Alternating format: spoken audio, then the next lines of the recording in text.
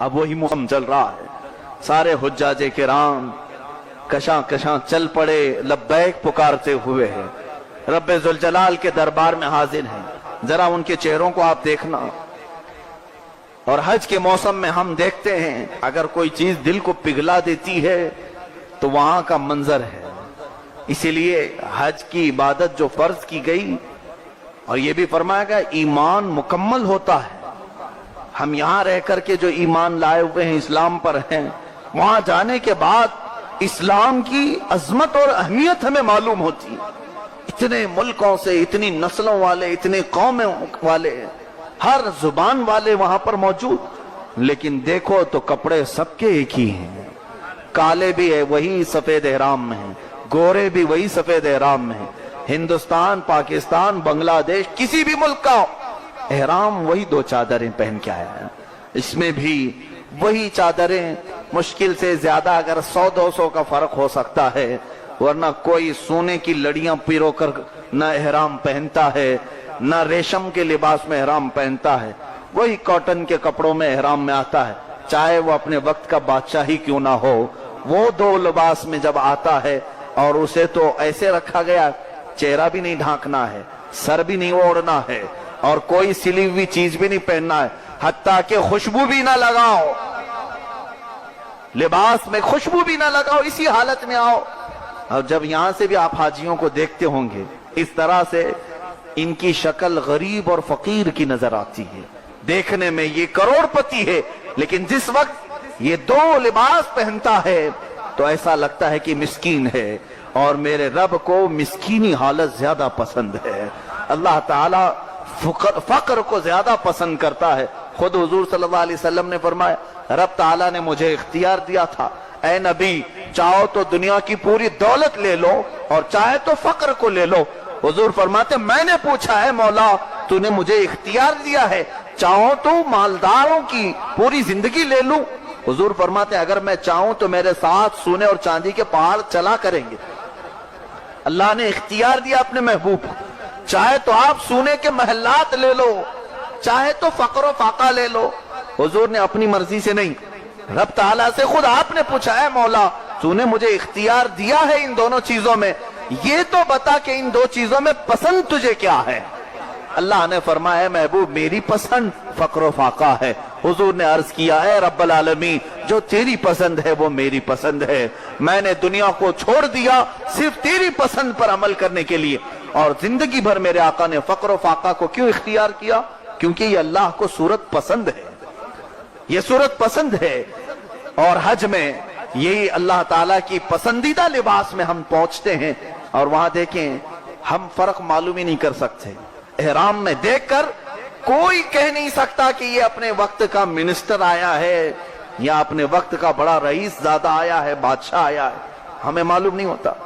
ہم نے ایسے حج بھی کیے ہیں، تقریباً 2009 کی بات ہے، مصر کے وائس پریزیڈنٹ کا مقام ہے، شیخ احمد طنطاوی نام تھا، وہ جامع الازہر کے شیخ بھی تھے، ہزاروں کی سیکورٹی ان کے ہاں ہوا کرتی۔ وہ اسی سال حج پہ تھے، ہم بھی حج پہ تھے، عرفات کے میدان سے نکلے ہوئے تھے، اور بہت سارے بوڑھے حاجی، بہت سارے لوگ چلے جا رہے تھے، ہم بھی احرام میں ہیں، اور ہم نے دیکھا کہ شیخ احمد طنطاوی وہ بھی آگے آگے کو چل رہے ہیں، ان کے ساتھ جتنے لوگ تھے وہ بھی احرام میں ہیں۔ تو ہم نے یہ سوچا کہ جماعت جماعت بنا کر کے لوگ چلتے رہتے ہیں۔ ہم نے 4 سال وہاں پر دیکھے، ملاقات کرنے کا موقع نہیں ملتا تھا، وہ آج 2 خالی لباس میں ہمارے سامنے سادے انداز میں چلے جا رہے تھے۔ عام لوگوں کو تو پتہ ہی نہیں تھا کہ کون جا رہا ہے۔ میری نظر پڑی، پہچانا، اس کے بعد یہ احساس ہوا یہ تو ایک مثال ہے، نہ جانے کتنے عمرہ یہاں پر آئے ہوں گے، کتنے یہاں پر امیر زادے بادشاہ زادے آئے ہوں گے، لیکن میرے رب نے سب کو ایک لباس میں بلا کر پوری دنیا کو یہ میسج دیا کلکم من آدم و آدم من تراب، تم سب کے سب آدم سے ہو اور آدم کو ہم نے مٹی سے پیدا کیا ہے۔ یہی اسلامی مساوات ہیں، ایکویلیشن۔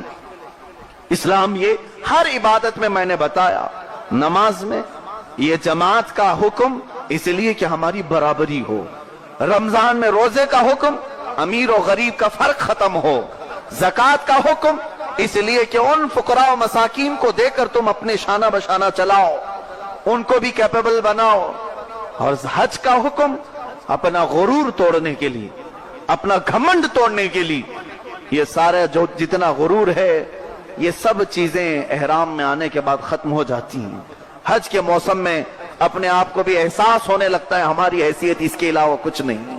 और हदीस पाक में यही मिलता है, एहराम पहनने के बाद तुम्हें ये याद भी आना चाहिए, अरफात के मैदान में हाजी जमा होते हैं 9वीं ज़िलहिज्जा, जो हज का सबसे बड़ा रुकन, लब्बैक पुकारते रहते हैं, अल्लाहु अकबर। वो जब सदा गूंजती है तो दिल की धड़कनें तेज होती हैं।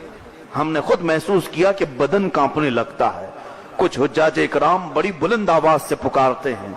हबशी लोग रोते रोते जब दुआ कर रहे होते हैं, इंडोनेशियों की जमात अलग, मलेशियों की जमात अलग, ये बाहर के गोरे अलग, हिंदुस्तानी पाकिस्तानी अलग, लेकिन सब जाकर वहां मिक्स होते हैं।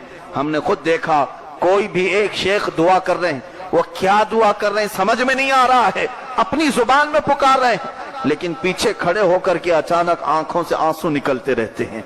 ये मेरे रब ताला ने बंदों को ऐसे छोड़ा है कि हम आपस में एक दूसरे का नाम नहीं पूछ सकते। वहां पर आपका नाम क्या है, आप खैरियत से हैं या नहीं, उनकी जुबान मुझे नहीं मालूम, मेरी जुबान उन्हें नहीं मालूम, लेकिन जब हम पुकारते हैं मौला को, एक ही जुबान में पुकारते हैं, लब्बैक अल्लाहुम्मा लब्बैक, लब्बैक ला शरीक लक लब्बैक। चाहे दुनिया में जितनी भी जुबानें बोली जाती हो, मेरे रब ने अरबी जुबान पर हम सबको इकट्ठा फरमाया है। हमारी दुनिया भर में जितनी भी अजानें होंगी, मस्जिद से किसी भी अजान को आप अरबी के अलावा कलमात नहीं सुन सकते। अल्लाहु अकबर की ही सदा हर अजान से सुनाई दी जाती है। मस्जिद का इमाम अगर नमाज पढ़ा रहा हो तो कोई भी इमाम आज तक इंग्लिश में नमाज नहीं पढ़ाया होगा, न फारसी में, न कोई दूसरी जुबान में। फकत जो भी नमाज होगी वो सूरह फातिहा से ही शुरू होती है, अरबी जुबान से, चाहे तुम्हें समझ में आती हो या ना आती हो। ये रब ताला ने हमें इस तरह से मुत्तहिद रखा है, इस तरह से हमें बराबर रखा है।